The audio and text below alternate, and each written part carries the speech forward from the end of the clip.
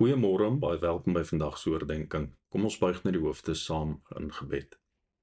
Here, mag ons saam lees van u woord ons vandag versterk. Amen. Paulus teken op in 1 Korintiërs 4 vers 7 tot 8.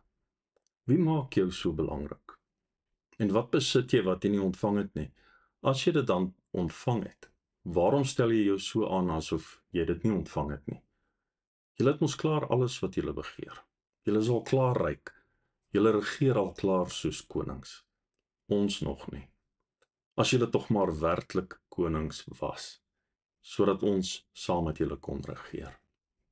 Sjoe, hier is 'n hele paar sinne wat moeilik op die oor val. Kom ons dink bietjie saam oor hierdie woorde na.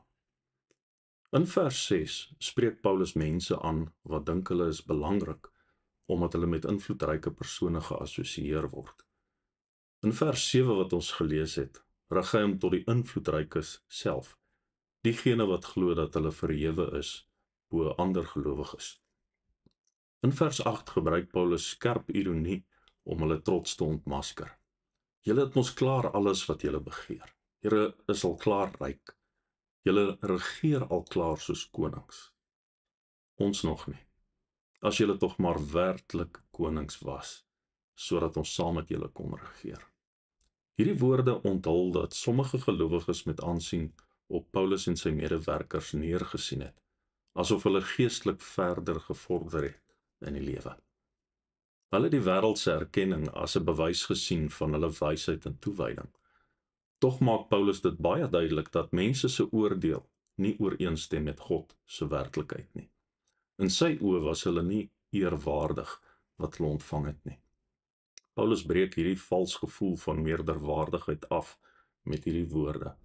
As julle tog maar werklik konings was. Mag ons onthou dat mense se opinies nie 'n betroubare maatstaf vir waarheid is nie. Ware wysheid en geestelike waarde word alleen bepaal deur Christus, die ware wysheid van God. Kom ons bid saam. Here, mag ons onsself deur u oë sien. Amen.